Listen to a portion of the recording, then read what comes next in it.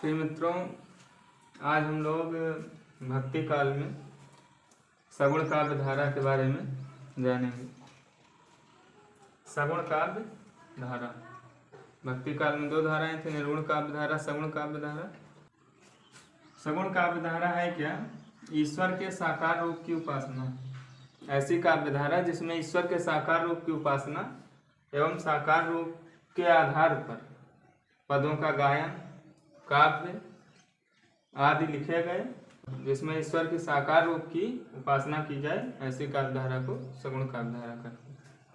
तो ईश्वर के साकार रूप की उपासना है और साकार रूप को आधार बनाकर पदों का गायन एवं रचनाएं लिखी गई हैं सगुण काव्य धारा में। अब सगुण काव्य धारा में भी दो हैं, कृष्ण भक्ति शाखा और राम भक्ति शाखा। तो कृष्ण भक्ति शाखा के बारे में जानेंगे। तो जो भगवान श्री कृष्ण जिनके आराध्य थे, वो सभी श्री कृष्ण भक्ति शाखा के कवि कहलाते हैं। भगवान श्री कृष्ण लीला पुरुषोत्तम इस शाखा के भक्तों एवं कवियों के आराध्य हैं। भगवान श्री कृष्ण जो कि लीला पुरुषोत्तम है, इस शाखा के भक्तों एवं कवियों के आराध्य हैं, मतलब जिनकी पूजा करते हैं, आराधना करते हैं, जिनको आधार मानकर ग्रंथ वगैरह लिखे गए हैं, जिनकी लीलाओं का पदों के रूप में गायन किया गया है। प्रतिनिधि कवि कृष्ण भक्ति शाखा के प्रतिनिधि कवि सूरदास जी हैं। अब कृष्ण भक्ति शाखा की विशेषताएं जान लेते हैं। तो श्री कृष्ण का ब्रह्म रूप में चित्रण, श्री कृष्ण का ब्रह्म रूप में चित्रण किया गया है। बाल लीला एवं वात्सल्य वर्णन, बाल लीला एवं वात्सल्य वर्णन। प्रकृति चित्रण है, प्रकृति का भी चित्रण किया गया है। नारी मुक्ति, गेय शैली का प्रयोग अधिकतर है, अधिकतर गेय शैली का प्रयोग है।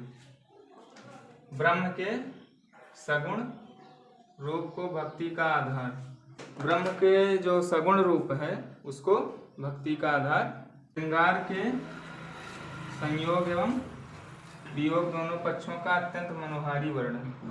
जो श्रृंगार रस है उसमें दो पक्ष होता है, मतलब संयोग रस, संयोग श्रृंगार और वियोग श्रृंगार।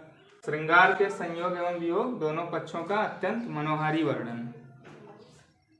भाषा ब्रज भाषा है। शांत रस का प्रयोग है, शांत रस का भी प्रयोग है, वात्सल्य रस का भी प्रयोग है, श्रृंगार रस का भी प्रयोग है, तीनों रसों का प्रयोग है।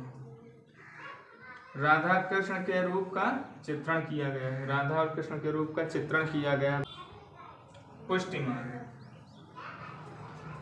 पुष्टि मार्ग जो है ये कृष्ण भक्ति शाखा के में बहुत ही महत्वपूर्ण टॉपिक है। पुष्टि मार्ग है क्या? पुष्टि मार्ग जो है वो पुष्टि का मार्ग है। पुष्टि मार्ग पुष्टि का मार्ग है। पोषणम तद अनुग्रह, तद अनुग्रह, पोषणम तद अनुग्रह, इसमें पोषणम तद धन अनुग्रह। तो पोषणम तद अनुग्रह अर्थात उसका अनुग्रह ही पुष्टि है। उसका मतलब श्री कृष्ण का, श्री कृष्ण का अनुग्रह ही पुष्टि। अनुग्रह का मतलब है कृपा, मतलब श्री कृष्ण की जो कृपा है, जब भक्त की भक्ति पर प्रभु की कृपा होती है तब उसकी भक्ति पुष्टता को प्राप्त होती है। जब भक्त की भक्ति पर प्रभु की कृपा होती है तब उसकी भक्ति पुष्टता को प्राप्त होती है। यही पुष्टि मार्ग है, इसी को पुष्टि मार्ग कहते हैं। वल्लभाचार्य जी ने मुक्ति के दो मार्ग बताए। वल्लभाचार्य सूरदास जी के गुरु हैं। ज्ञान और साधना का मार्ग, पहला है इनका ज्ञान और साधना का मार्ग, जिसको मर्यादा मार्ग भी कहते हैं, और दूसरा है अनुग्रह का मार्ग, जिसको पुष्टि मार्ग कहते हैं। अनुग्रह का मार्ग ही पुष्टि मार्ग है। और पुष्टि मार्ग जो है यह मतलब पुष्टि मार्ग मर्यादा मार्ग से श्रेष्ठ है, मर्यादा मार्ग से श्रेष्ठ माना जाता है पुष्टि मार्ग को। भक्त को परमेश्वर के प्रति भक्त को परमेश्वर के प्रति आत्मसमर्पण करना चाहिए और उनके अनुग्रह की प्रतीक्षा करनी चाहिए। पुष्टि मार्ग के अनुसार कि भक्त जो है उसको परमेश्वर के प्रति आत्मसमर्पण कर देना चाहिए और उनके जो अनुग्रह मतलब उनकी कृपा की प्रतीक्षा करनी चाहिए। अष्टछाप या पुष्टि मार्ग का जहाज, पुष्टि मार्ग का जहाज जो है सूरदास को कहा जाता है। किसने कहा था? विट्ठलनाथ जी ने। विट्ठलनाथ जी ने पुष्टि मार्ग का जहाज सूरदास को कहा जाता है। किसने कहा था? विट्ठलनाथ जी ने कहा था। और विट्ठलनाथ है कौन? ये अष्टछाप के संस्थापक हैं जो 8 कवियों की स्थापना किए थे। वात्सल्य रस सम्राट, ये बहुत इंपॉर्टेंट है। वात्सल्य रस सम्राट जो सूरदास है इनको वात्सल्य रस सम्राट भी कहा जाता है। कृष्ण भक्ति शाखा के कवियों को 2 वर्गों में बांट सकते हैं, मतलब 2 भागों में बांट सकते हैं, जिसमें पहले हैं अष्टछाप के कवि और दूसरे हैं अन्य कृष्ण भक्त कवि। तो अष्टछाप क्या है, अष्टछाप कवि क्या है, कैसे बना, तो इसके बारे में जानते हैं। तो अष्टछाप के कवि वल्लभाचार्य जी की मृत्यु के उपरांत, वल्लभाचार्य जी जो थे सूरदास के गुरु जी, उनकी मृत्यु के उपरांत उनके जो पुत्र थे विट्ठलनाथ, उन्होंने वल्लभाचार्य के 84 शिष्यों में से, मतलब अपने पिताजी के 84 शिष्यों में से 4 शिष्य और अपने 252 शिष्यों में से 4 को लेके, मतलब कि कुल 8 शिष्यों को लेके 8 शिष्यों का एक मंडल बनाया, भक्त मंडली बनाए, जिसे उन्होंने अष्टछाप का नाम दिया। 8 भक्त कवियों में जो ये 8 कवि थे, इनमें 4 जो थे वल्लभाचार्य के शिष्य थे। वो कौन कौन थे? 8 भक्त कवियों में 4 वल्लभाचार्य शिष्य थे। तो पहले हैं कुंभन दास, दूसरे सूरदास, परमानंद दास और कृष्णदास। कुंभन दास, सूरदास, परमानंद दास, कृष्णदास। कुंभन दास, सूरदास, परमानंद दास, कृष्णदास। इसको याद रखने के लिए एक सूत्र है कुंभ सूर परम कृष्ण। कुंभ सूर परम कृष्ण, इसमें कुंभ से कुंभन दास, सूर से सूरदास, परम से परमानंद दास, कृष्ण से कृष्णदास। ये याद रखने के लिए है कुंभ सूर परम कृष्ण। ये जो है वल्लभाचार्य के शिष्य हैं। कुंभन दास जो है ये सबसे ज्येष्ठ थे और काव्य सौष्ठव दृष्टि से सूरदास सर्वप्रथम माने जाते हैं। अन्य 4 विट्ठलनाथ के शिष्य, अब जो अन्य और 4 बचे विट्ठलनाथ के जो शिष्य, उसमें हैं छीत स्वामी, गोविंद स्वामी, चतुर्भुज दास, नंद दास। तो इसको याद रखने के लिए है छीगो चतुर्नंद, छीगो चतुर्नंद। काव्य सौष्ठव की दृष्टि से द्वितीय स्थान है किसका? नंददास जी का। अब अष्टछाप के कवि और रचनाएं जान लेते हैं।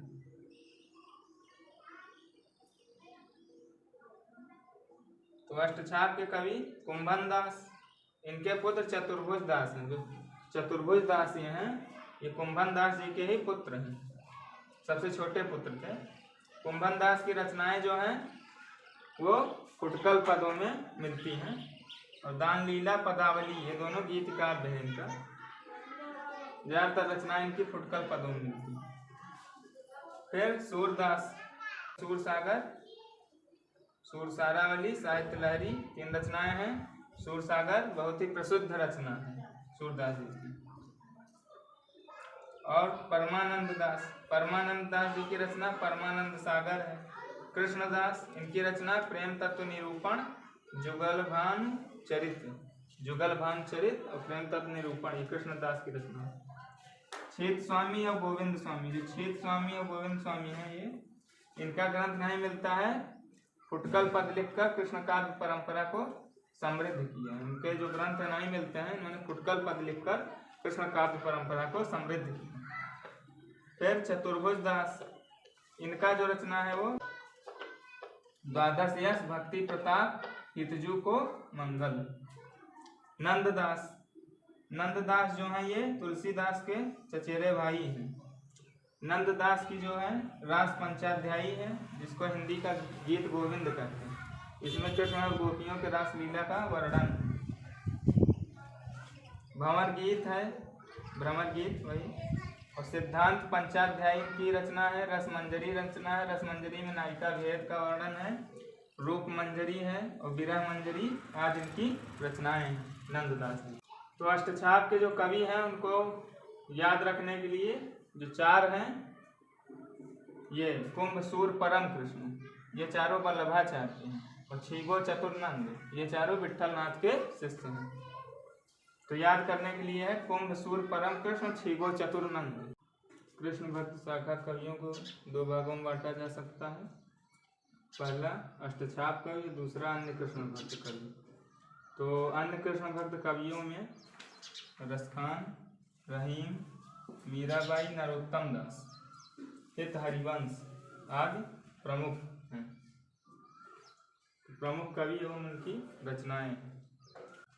रसखान, इनका जो असली नाम है, वास्तविक नाम, वो सैयद इब्राहिम है। इनकी रचनाएं सुजान रसखान और प्रेम वाटिका है। मीराबाई भक्ति काल में कृष्ण भक्ति शाखा की महान कवित्री हैं। ये श्री कृष्ण को अपना पति मानकर माधुर्य भाव से उपासना किया करती थी। इनकी रचनाएं गीत गोविंद, टीका, राग गोविंद, नरसी का मायरा और राग सोरठ के पद आदि इनकी रचनाएं हैं। रहीम, इनका पूरा नाम अब्दुल रहीम खान खाना है। रहीम की जो रचना है उसमें रहीम दोहावली, बरवई नायिका भेद आदि इनकी रचनाएं हैं। नरोत्तम दास, नरोत्तम दास जी का जो प्रसिद्ध रचना है वो सुदामा चरित्र है और ध्रुव चरित्र आदि इनकी रचनाएं हैं। ध्रुव चरित्र आदि।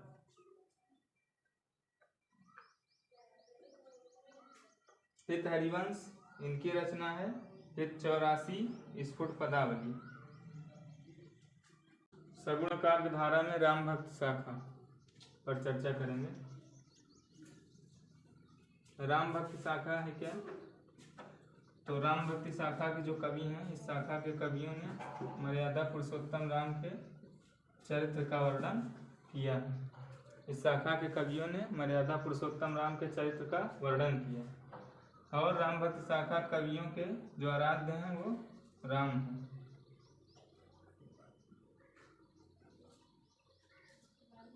राम भक्त शाखा की विशेषताएं: मर्यादा एवं आदर्श की स्थापना, राम का लोकनायक रूप, दास्य भाव की भक्ति। दास्य भाव की भक्ति का मतलब यह है कि भगवान को स्वामी और खुद को सेवक मानना। लोक कल्याण की भावना।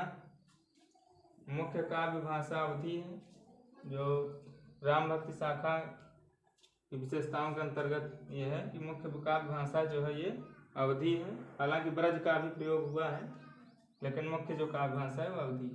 भक्ति की प्रधानता है, समन्वय की भावना है। राम भक्त शाखा के जो प्रमुख कवि हैं उसमें तुलसीदास, जो कि ये प्रतिनिधि कवि हैं राम भक्ति शाखा के, सबसे श्रेष्ठ कवि हैं। इनको कलिकाल का वाल्मीकि नाभान दास जी ने कहा। कलिकाल का वाल्मीकि तुलसीदास जी को नाभा दास ने कहा। इनकी जो रचनाएं हैं, आचार्य रामचंद्र शुक्ल के अनुसार कुल 12 प्रमाणिक रचनाएं उपलब्ध होती हैं।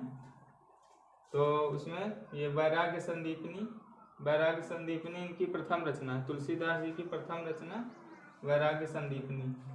बरवै रामायण, रामलला नच्छू, पार्वती मंगल, जानकी मंगल, गीतावली, दोहावली, रामचरितमानस, रामाज्ञा प्रश्नावली, जो कि ज्योतिष से संबंधित है। इसी को, इसका एक और नाम राम सलाका है। विनय पत्रिका, कृष्ण गीतावली, कवितावली, ये कुल इनकी 12 प्रमाणिक रचनाएं हैं। इसमें वैराग्य संदीपनी सबसे पहली रचना है और कवितावली सबसे अंतिम रचना है। और रामचरितमानस जो है ये सबसे प्रसिद्ध रचना है। और केशव दास केशवदास शुक्ल जी ने, जो आचार्य रामचंद्र शुक्ल हैं, उन्होंने कठिन काव्य का प्रेत कहा है केशवदास को। इनकी रचनाएं रामचंद्रिका, रसिक प्रिया, काव्य प्रिया, रतन बावनी, विज्ञान गीता, वीर सिंह देवचरित, जहांगीर जस चंद्रिका आदि इनकी रचनाएं हैं। ईश्वरदास की रचना भारत मिलाप, अंगद पैज आदि। नाभादास की रचना भक्तमाल है, जो कि सबसे प्रसिद्ध रचना है। इसमें 200 कवियों का वर्णन है। रामचरित संग्रह, रामाश्रयम। अगले कवि हैं अग्रदास। अग्रदास जो है ये नाभादास के गुरु हैं। नाभादास के ये गुरु हैं अग्रदास। इनकी रचना ध्यान मंजरी, उपासना बावनी, हितोपदेश भाषा, राम भजन मंजरी आदि हैं। कुछ इम्पोर्टेंट जान लेते हैं। तुलसीदास को ग्रियर्सन ने जॉर्ज ग्रियर्सन ने बुद्ध देव के बाद सबसे बड़ा लोकनायक कहा। तुलसीदास को जॉर्ज ग्रियर्सन ने बुद्ध देव के बाद सबसे बड़ा लोकनायक कहा। विसेंट स्मिथ जो है, विसेंट स्मिथ जी ने तुलसीदास को मुगल काल का सबसे महान व्यक्ति कहा। विसेंट स्मिथ ने तुलसीदास को मुगल काल का सबसे महान व्यक्ति कहा। और कलिकाल का वाल्मीकि तुलसीदास को नाभादास ने कहा।